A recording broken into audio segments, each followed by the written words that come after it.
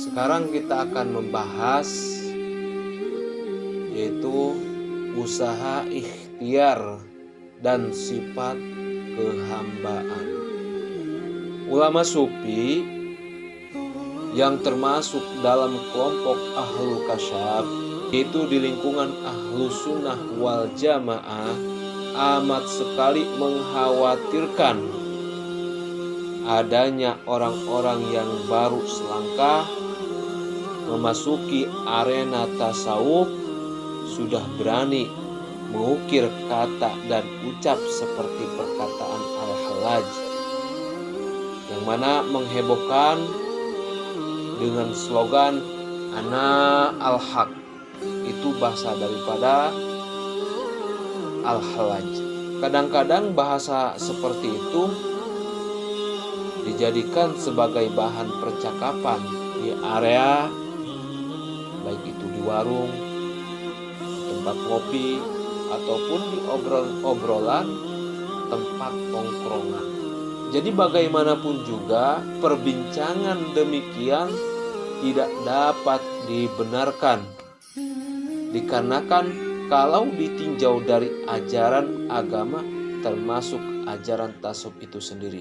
Bahkan penegasan Syekh Abdul Karim Al-Jilli pada jemputan kata mengisyaratkan untuk hal tersebut kalau diteliti uraian pada kitab beliau, yaitu yang berjudul Insanul Kamil, ada suatu kecenderungan kepada paham yang senada dengan Al-Hallaj, akan tetapi ada penekanan agar tidak semudah itu meniru-niru perkataan Al-Hallaj. Sering terjadi orang-orang yang menuntut ilmu tasawuf yang sekaligus juga berusaha meninggalkan karya dan usaha, padahal dirinya dan keluarganya sendiri amat membutuhkan tanggung jawabnya sebagai pemimpin rumah tangga. Hal itu dikarenakan terjadi karena timbulnya dua kemungkinan.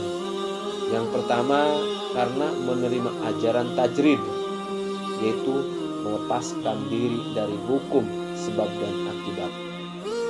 Lalu dirinya sendiri dipaksakan untuk menerapkan ajaran itu pada kehidupan sehari-hari. Dan faktor yang kedua, dikarenakan karena hilangnya semangat berkarya atau berusaha akibat dari dirinya sendiri, yang antara lain timbulnya frustasi atau depresi kejiwaan.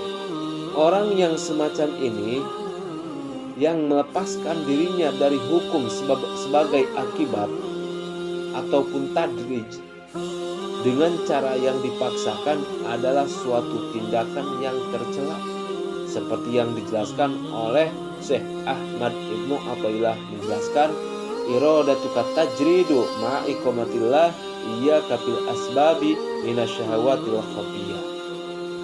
Hasratmu untuk tadrij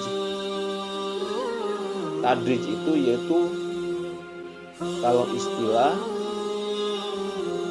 tujuan untuk ibadah semata-mata pada Allah Subhanahu wa taala. Itu tadrij. Hasratmu untuk tadarij, ibadah kepada Allah Subhanahu wa taala, padahal Allah masih menempatkanmu pada jalur sebab akibat, maka hasrat demikian adalah berupa syahwat nafsu yang tersembunyi. Jadi tadarij bisa baik terjadi terhadap makhluk Allah, misalnya terhadap seekor ulat di dalam batu tanpa kasab dirina, tanpa usaha manehna, ya kan, dia masih bisa makan, akan tetapi manusia bukanlah ulat.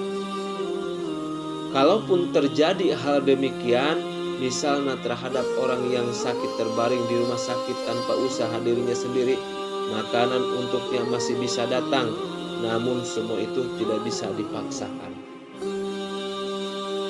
Jadi maka suatu kekeliruan bila ada orang yang menuntut ilmu tasawuf memaksakan dirinya untuk tadarij tanpa ada usaha untuk mencari makan bagi kepentingan dirinya dan keluarganya.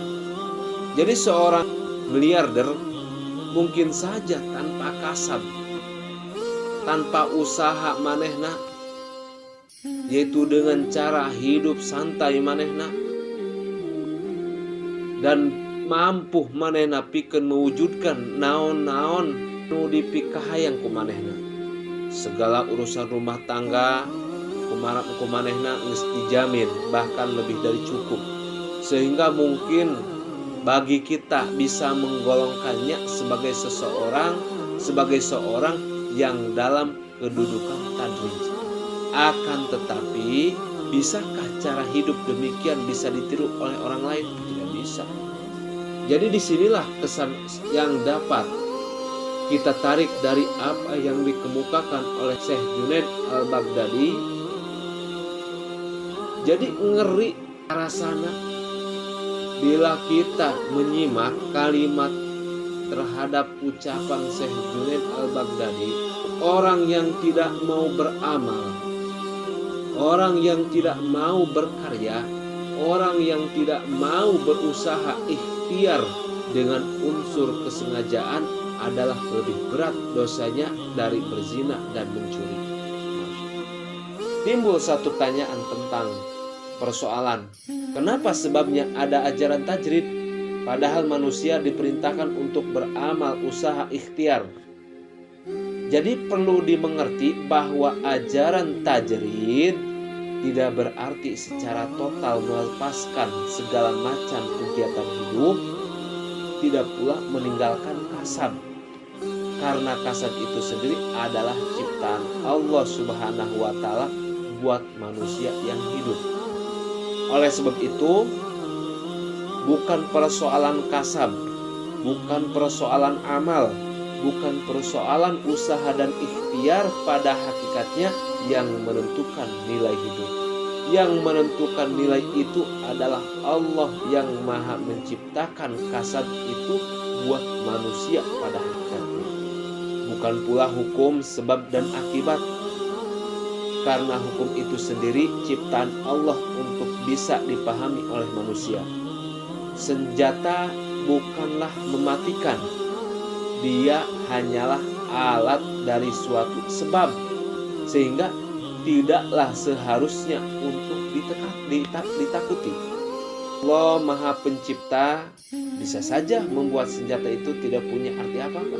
Jadi aya satu hal anu kurang ulah dipohokeun, bahwa semakin tinggi tingkat makrifat seseorang, semakin tinggi pula tingkat ubudiyah dan ibadahnya.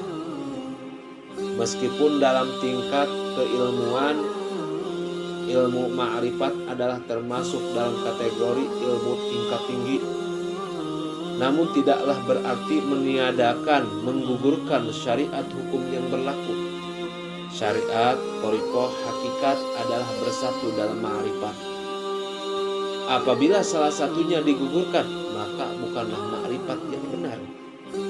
Bahkan para arif billah di kalangan ahlu sunnah wal jamaah, yaitu ahlu kasyaf, semua bersepakat dengan kalimah man tafaqqaha bila tasawufin faqad tafassaqah, wa man tasawwafa bila tafaqquhin faqad tazandaqa, wa man tajama'a bainahuma faqad tasaddaqah.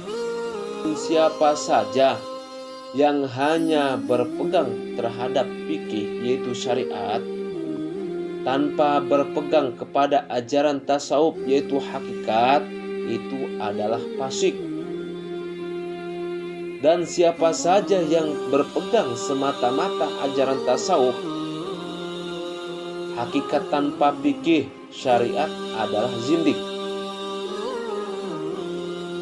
Akan tetapi siapa yang berpegang kepada keduanya, maka itulah yang benar. Satu ungkapan yang amat menarik, sebuah tutur yang datang dari alam ketinggian,